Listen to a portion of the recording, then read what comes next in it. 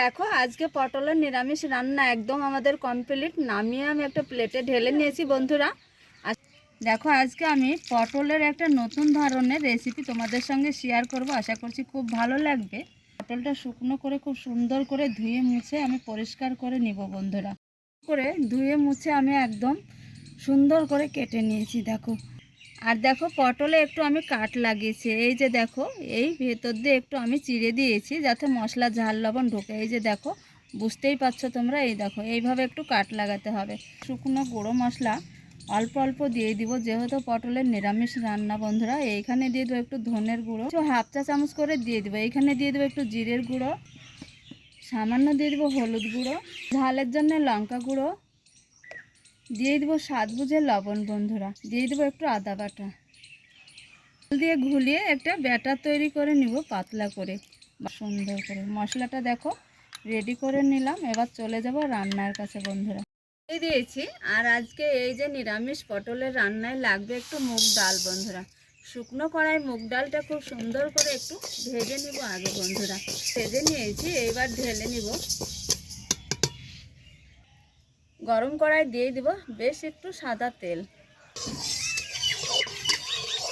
তো বন্ধু তেলটাকে খুব ভালো করে গরম করে নিয়েছি, এইভাবে কড়াতে একটু তেলটাকে ছড়িয়ে দিব। এবার এই গরম তেলে পটলগুলো আগে হালকা করে ভেজে নিব।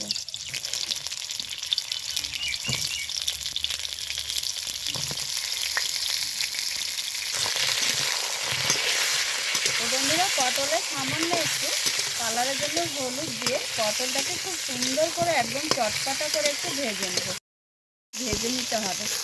এবার তুলে নিব তেল থেকে। দেখো পটলগুলো ভেজে তুলে নিয়ে বেশ কিছুটা সরিষার তেল দিয়েছি রান্নার জন্য, জিরে ফোড়ন দিয়ে দিয়েছি। আমি ব্যাটার তৈরি করেছিলাম পাতলা করে, সেটা দিয়ে দিব। এবার ওই একটা মুখ ফাটানো ছোট এলাচ আর দিয়ে দিব এক টুকরো দারচিনি। হালকা করে একটু কষিয়ে নেব বন্ধুরা। এটা খুব সুন্দর করে কষিয়ে নিয়েছি, তোমাদের বলেছি নিরামিষ রান্না আজকে পেঁয়াজ রসুন ছাড়া। মুগ ডালটা জল দিয়ে খুব সুন্দর করে ধুয়ে নিয়েছি, কষানো মশলায় দিয়ে দিব।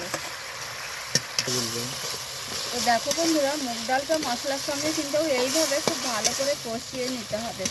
যারা এই পর্যন্ত ভিডিও দেখছো বন্ধুরা লাইক করোনি, একটা লাইক করে পুরো ভিডিও দেখতে থাকো। নিয়েছি এইখানে ডালটা সেদ্ধর জন্য হাফ গ্লাস জল দিয়ে দিব।